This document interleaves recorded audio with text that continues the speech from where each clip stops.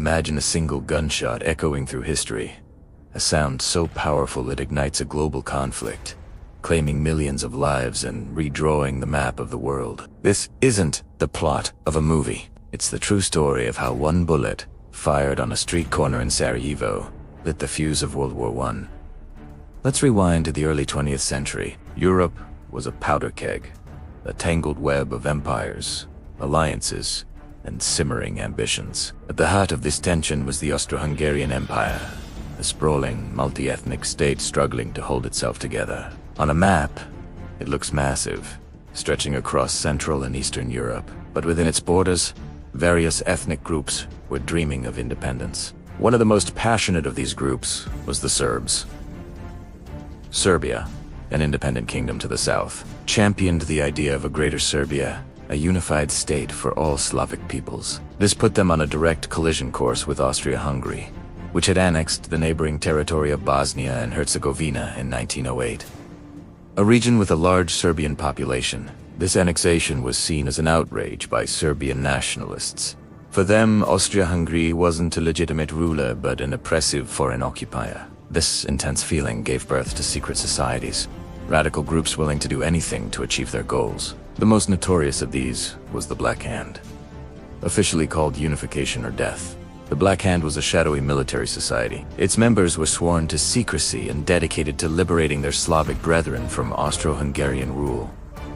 They were not just political activists, they were trained, armed, and ready to use violence to achieve their aims. And in the spring of 1914, they found their perfect target, Archduke Franz Ferdinand, the heir to the Austro-Hungarian throne.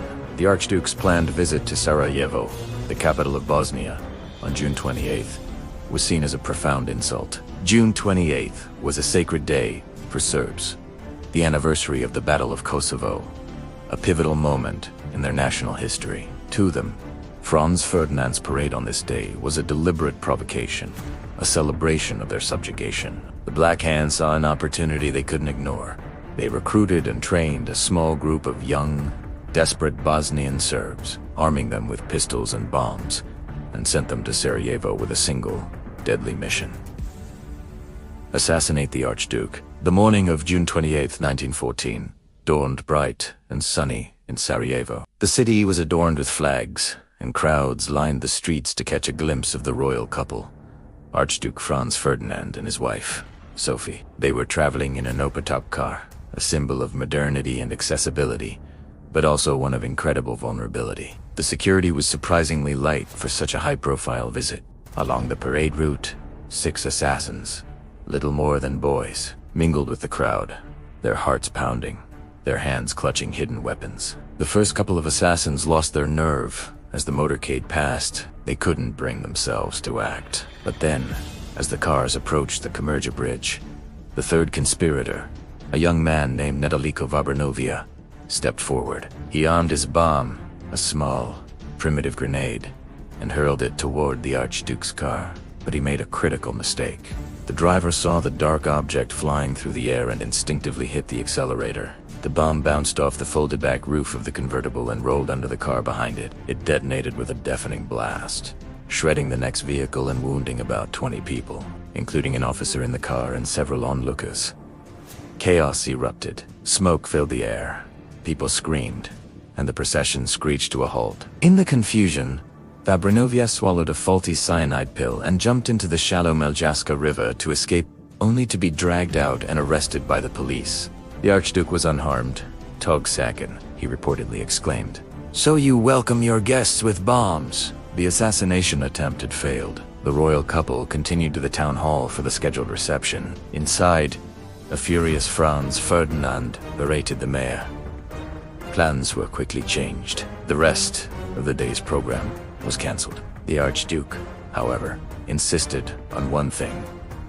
He wanted to visit the hospital to see the officer who had been wounded by the bomb. This decision, born of compassion, would prove to be a fatal one.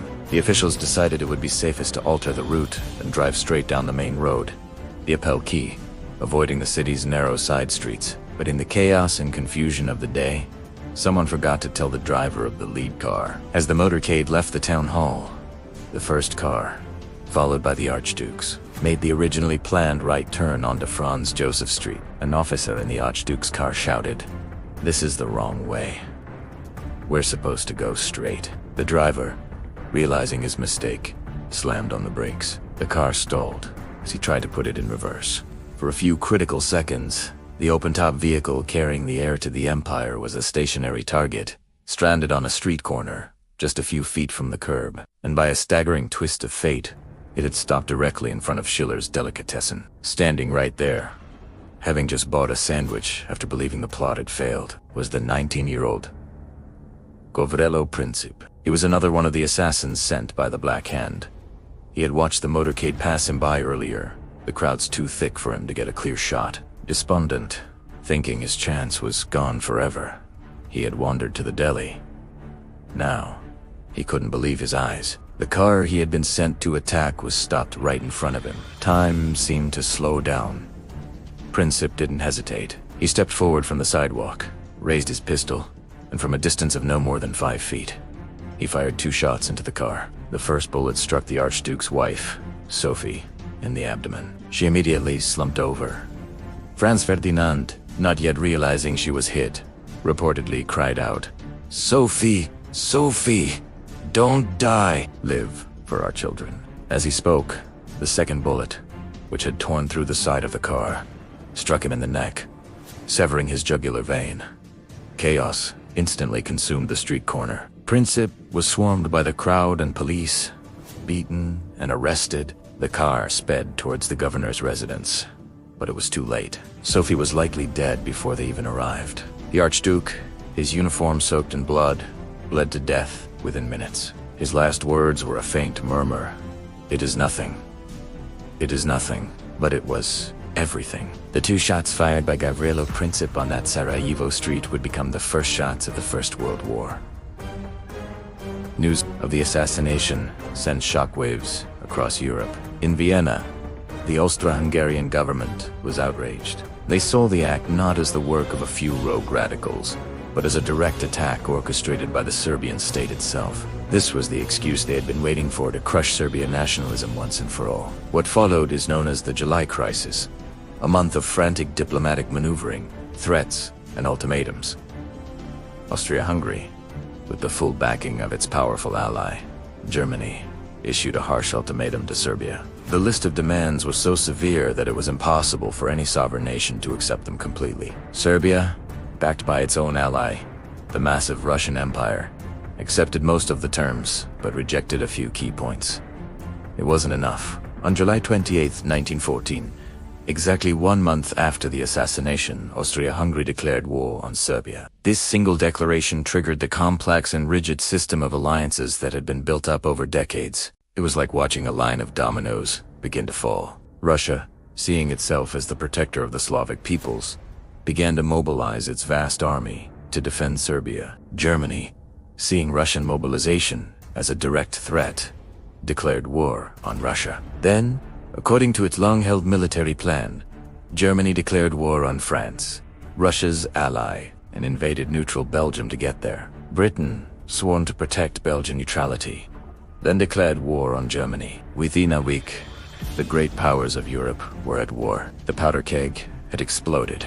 The war to end all wars had begun. A conflict that would introduce the horrors of trench warfare, poison gas, and industrial-scale slaughter. It would topple empires, redraw the world map, and set the stage for even greater conflicts in the decades to come. And it all started on a sunny June morning, with a wrong turn, a stalled car, and a young man with a pistol who happened to be in the right place at the wrong time. The story of Gavrilo Princip and Franz Ferdinand is a chilling reminder of how a single moment, a single act of violence, can change the course of history forever.